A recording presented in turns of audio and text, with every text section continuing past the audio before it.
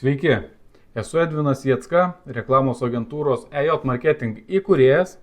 Ir ką mes darom, tai mes savo klientam padedam parduoti daugiau, praktiškai net nepardavinėjant ir neįkyrėjant.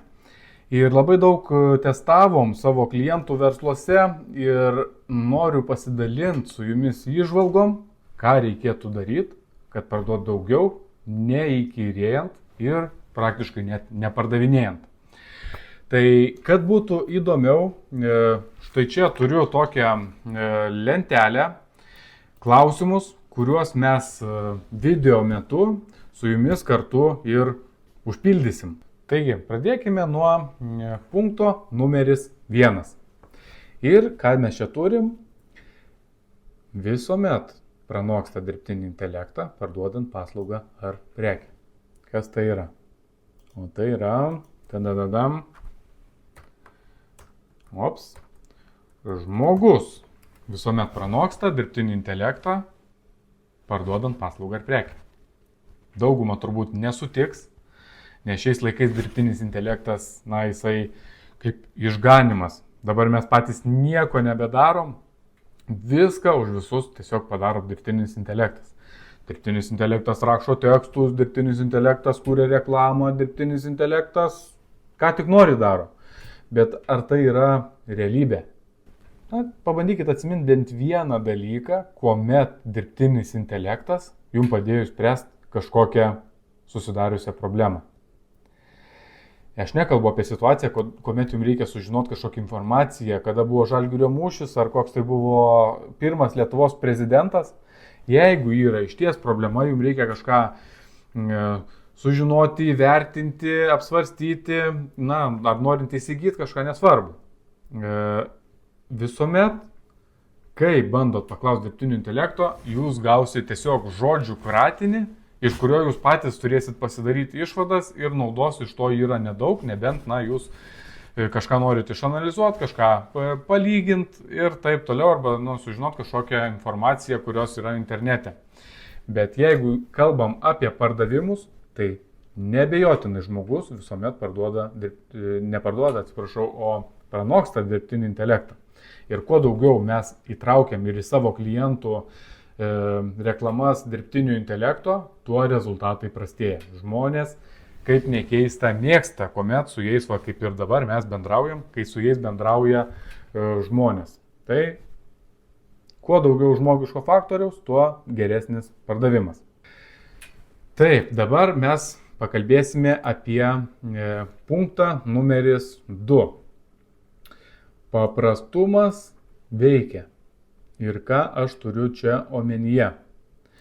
Vėlgi, jeigu mes žiūrėtume iš to dirbtinio intelekto prizmės, jeigu mes paprašytume dirbtinio intelekto, kad sukurtų jis mum reklamą, kaip taisyklė, dirbtinis intelektas pateiks 10, gal net 20 punktų, kuriuos jisai siūlys. Atkreipkite dėmesį, kad ir ar į savo, nežinau, gal jūs nedaro to, bet į konkurentų reklamas. Labai daug reklamų, kur tiesiog 20 punktų, mes profesionalai, kodėl verta rinktis mus, 1, 2, 3, 4, 5, visur kažkokie simboliukai, dar kažkas, tai tikrai neveikia. Informacijos šiais laikais pa žmonės yra tiek ir visi nori kuo greičiau sužinoti, apie ką eina kalba. Tai greičiausias kelias į pardavimą yra paprastumas. Tiesiog eit prie reikalo esmės. Ir kaip pavyzdys, tikrai nebejoju, žiūrės daug skirtingų verslininkų šitą video ir skirtingus dalykus jūs daro, tai galim paimti kaip pavyzdį kokį. Jeigu kaip pavyzdys reikėtų sukurti reklamą, masažuotojų kaip pavyzdys, imkime masažuotoją. Tai pirmas dalykas, ką aš testuočiau, būtų, ar jums skauda nugarą. Viskas. Paprastas tekstas, be jokių 10-30 punktų informacijos, kodėl mes geriausi ir taip toliau. Labai paprasti teiginiai. Tiesiog, kad išsiaiškint, kam skauda nugarą. Paprasta, teisingai. Antrą punktą apkalbėjom, paprastumas išties veikia. ir nereikia visko komplikuoti, nes pats greičiausias kelias į pardavimą tai yra paprastumas ir ėjimas tiesiai prie reikalo, ką mes norim pasiūlyti, ką mes norim parduoti. Dabar aptarkime punktą numeris 3. Ir tai yra žmonės mėgsta, bet nemėgsta, kai jiems, kasgi tai galėtų būti.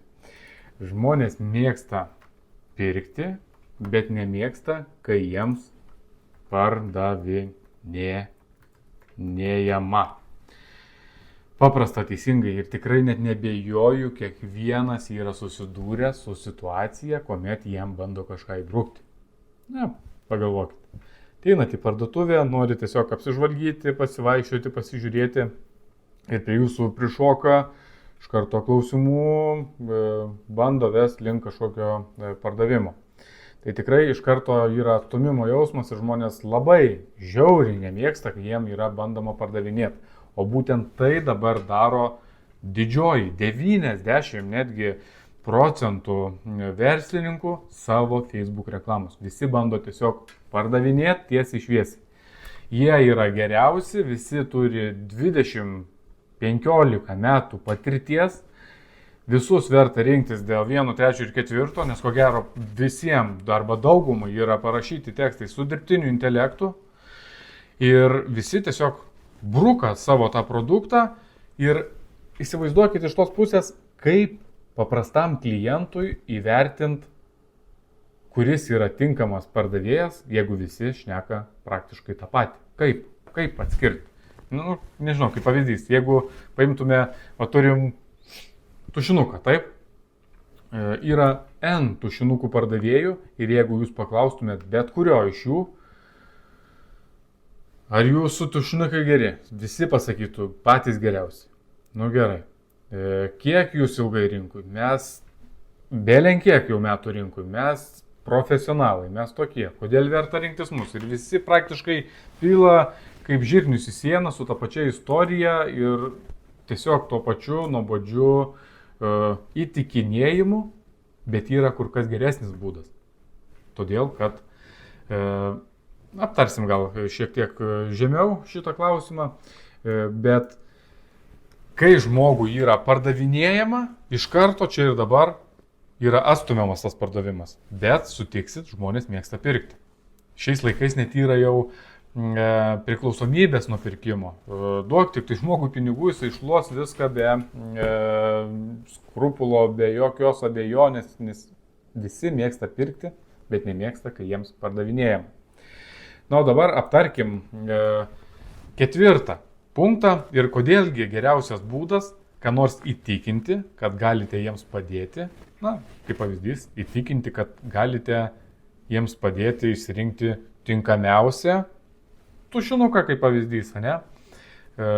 Ir geriausias būdas, ką nors įtikinti, kad galite jiems padėti, yra iš tiesų jiems padėti.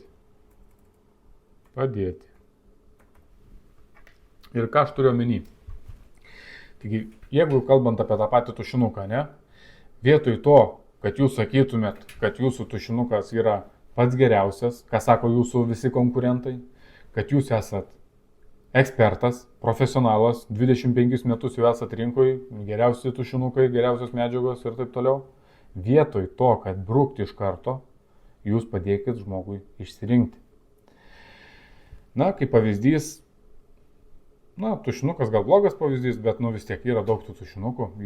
Aš pats esu kairiarankis, galiu drąsiai pasakyti pavyzdį, kad yra tušinukų parinktų kairiarankiam netgi, ne?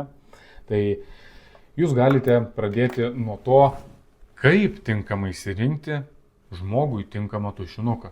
Jeigu jūs esat kairiarankis ar dešiniarankis, koks skirtumas yra renkantis, taigi vietoj to, kad jums tiesiai šviesiai sakyt, mes esam geriausi profesionalai ir kitokie visokie, jūs padėkit suteikti žmogui informacijos, kodėl, kaip pasirinkti, kokių klaidų nedaryti. Vis tiek jūs darot skirtingus verslus ir jūsų klientai praeina praktiškai visada pro tos pačias dilemas. Ir jūs visiems praktiškai tą patį turit aiškinti, kai žmogus į jūs kreipiasi. Tai jūs galit prieš parduodant tiesiog jam padėti išsirinkti, ko jam tiksliai reikia. Tai yra labai svarbus dalykas, norint parduoti geriau. Tai aptarėme punktus 1, 2, 3 ir 4 ir tai mus veda prie punkto numeris 5. Ir tai yra pats pagrindinis punktas, nes tai yra pats pardavimas, teisingai. Bet drąsiai galiu teikti tai, kad pardavimas ir parduoti yra paprasta. Pardavimas tampa tiesiog formalumas, kai žmogus Kodėl? Kai žmogus pats į jūs kreipiasi. Vėlgi, paprasta, teisingai, jeigu žmogus pats į jūs kreipiasi, tai pardavimas tampa tiesiog formalumas, nes jisai jau kreipiasi žinodamas, kad tik jūs galite išspręsti jų susidariusią problemą. Todėl jis į jūs ir kreipiasi, teisingai. O jeigu jūs visus šios punktus 4, 3 ir 1 būsit padarę taip, kaip mes šiandieną ir aptarėm, tai žmogus jau žinos, kad jūs esat ekspertas ir žinos, kaip pavyzdys. Jeigu imkim tą patį masažuotojo pavyzdį, ne? Jeigu jūs esat masažuotojas ir pirmą jūs vietoj to, kad brukt savo masažavimo patirtį, nes jūs esat pats geriausias Vilniaus ar Kauno masažuotojas, vietoj to, kad įrodinėt pirmoji reklamų ir brukt tiesiai šviesiai savo paslaugą, ką daro 90% verslų, vietoj to padėkit žmogui iš pradžių numalšinti nugaros skausmus. Parodykit, kad jūs esate ekspertas ir galite jam padėti. Tai kaip tai turėtų skambėti? Kaip pavyzdys. 3 pagrindiniai pratimai, 3 svarbus pratimai, kuriuos atlikę, jūs ženkliai sumažinsit savo nugaros skausmus. Ir, iš tiesų, duokit jiem kaip ekspertas patarimus, ką jie turėtų daryti. Tai galėtų būti ar blog postas, kažkokio teksto formatu, galėtų būti netgi video formatas, jūs galėtumėt parodyti praktiškai, kaip atlikti tos pratimus, kad žmogus numalšintų tos savo skausmus. Iš karto matau, kažkas sakys, tai gerai, tai jeigu aš padėsiu numalšinti skausmus, padėsiu įgyvendinti kažką savo potencialiam klientui, kodėl tada manęs reikės? Bet jeigu kyla šitas klausimas ir žmogus, tavo klientas gali išspręsti savo problemą tiesiog su keliais patarimais, su kažkokia pagalba žodinė, tai neturėtų būti tai pagrindinis klausimas. Šiam verslui greičiausia iš vis yra egzistencinė jau grėsmė išnykti yra, nes dažniausiai nėra taip, kad atlikus kelis pratimus, taip palengvėt galėtų kažkokia situacija, bet visiškai problemus įspręs, sudėtinga būtų. Ir nesvarbu, kokią sferą mes paimsim. Jeigu mes, norim stalą įsirinkti, pasigaminti, tikrai pats žmogus negalėtų pasigaminti.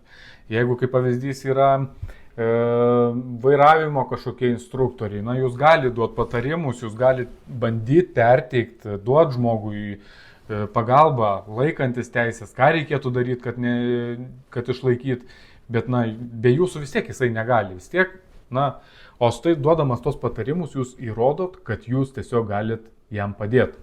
Taigi, jeigu jūs galit jam padėti, vietoj to, kad siūlyt iš karto, jūs jam padedat, jūs jau kylat savo kliento akise kaip ekspertas. O žmonės renkasi. Pirmoji šitoj stadijoj žmogus pradeda rinktis. Tuomet žmonės iš ties mėgsta pirkti, kai jiem nepardavinėjama. Jūs kaip ir nepardavinėja, teisingai. Aišku, visuomet reikia palikti vietą, kur žmogus gali ir pirmam tame etape su jumis susisiekti ir kreiptis dėl paslaugos. Bet nebūtina brukto per prievartą. Ir jūs jam kaip ir nepardavinėjat, bet jam tik taip padedat apsispręsti, padedat su kažkokia problema susitvarkyti, o žmonės labai mėgsta, kai jam kažkas kažką padeda. Patikėkit manim, kai sakau šitos žodžius, labai žmonės mėgsta. Jeigu tada dar visas šitas dalykas buvo paprastai perteiktas, be jokių ten sudėtingų sakinių, be jokių pastraipų teksto, su kuriais jūs ten kažką bandot padaryti, paprastai. Perteikti visą tą informaciją labai svarbu, kuo paprasčiau.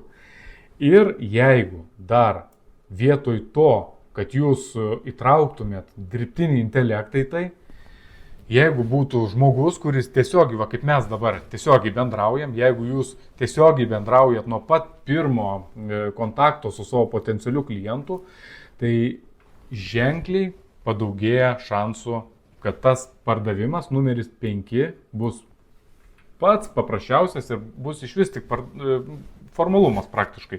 Nes žmogus jau jūs pažinos kaip žmogų, nes jūs jį kreipsitės kažkaip, jūs jau būsit save parodęs, jūs jam jau būsit kažkurioje vietoje padėjęs, tuomet jūs jam tiesiog būsit nepardavinėjęs, nebandysit įbrūkti kažko per prievarto, jūs tiesiog duosit jam kryptį, ką reikėtų daryti, kaip rinktis, kaip apsispręsti ir taip toliau. Viską būsit padarę nekomplikuotai, be jokių sudėtingų ten formulių ir taip toliau, viskas labai paprastai, kad nereikėtų žmogui iššvaistyti laiko. Tai va šitas procesas bus tiesiog praktiškai pinigų pasiėmimas. Na, o kaipgi šitas procesas veikia žingsnis po žingsnio realybėje, o siauriau tai socialiniuose tinkluose ir kuriant reklamas. Taigi visų pirma, sukurkite įrodymą, kad jūs esat savo srities profesionalas. Įrodykite savo potencialiam klientui, kad jūs išties galit jam padėti, bet tuo geruoju būdu duokite žmogui kažkokių patarimų. Jeigu jūs esat, kaip pavyzdys, masažuotojas, duokit patarimų, kaip skausmus nugaros numalšinti. Jeigu jūs esat statybininkas, duokit jam patarimų, kaip tinkamas medžiagas išsirinkti, pagal ką rinktis, kaip sutaupyti ir taip toliau. Taigi sukurkite savo kaip eksperto patarimus. Tai galėtų būti arba tai video kažkoks, arba tai galėtų būti blog postai, kur jūs dalinate savo kaip eksperto įžvalgą.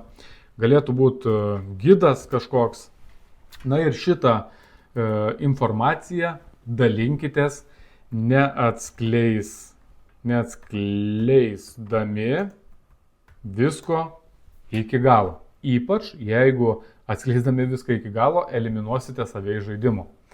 Tai jeigu kyla grėsmė, kad visą duosit informaciją, padėsit žmogui ir jisai be jūsų susitvarkys, tai neskleiskit tada visko iki galo. Palikit kažkokią dalelę, kur reikėtų žmogui vis tiek kreiptis į jūs, kad jūs padėtumėt jam susitvarkyti. Ir tuomet gaukite kliento informaciją. Jeigu žmogui išties rūpi jūsų paslauga, tai jam bus nebejotinai įdomu, ką jūs turite jam pasiūlyti, kokios informacijos jūs jam turite suteikti, kaip jūs galite jam padėti. Taigi gaukite klientų informaciją ir taip jūs žinosite, kas yra jūsų potencialus klientas. Kaip gauti tą informaciją? Tai kad atsiųsti, pavyzdžiui, tuos patarimus, ar tai būtų video patarimus, ar nukreipti į blog postą, tai galite kreipti į blog postą. Jeigu yra kažkoks gidas parašytas, tai prašykite žmonių, kad įvestų paštą, į kurį jūs siūsite gido. Arba, gali būti, sakykite, kad jums privačia žinutė parašytų ir tada jūs duokite jam tą informaciją. Išsiaiškinkit, kas yra jūsų potencialus klientas. Ir įtraukite jį į diskusiją. O įtraukti į diskusiją irgi yra skirtingi būdai. Jeigu sukuria tos patarimus, kaip pavyzdys, duodat patarimus, esat masažuotojas ir duodat patarimus, kaip numalšinti nugaros skausmus su jūsų pagalba, atlikti kažkokius pratimus, taip? Tai kaip įtraukti žmogų į diskusiją? Kitą dieną tiesiog paimkite ir parašykit. Labą dieną, aš vakar ten jums siunčiau tos ir tos patarimus, ar padėjo? Galbūt reikia kažkokios pagalbos. Jūs jau žinot, kad jam žmogui skauda nugarą. Teisingai, tai tiesiog klauskit, ar padėjo. Galbūt dar kažkokios papildomai informacijos suteikit, įtraukit žmogų tiesiog į diskusiją, bet tuo geruoju būdu.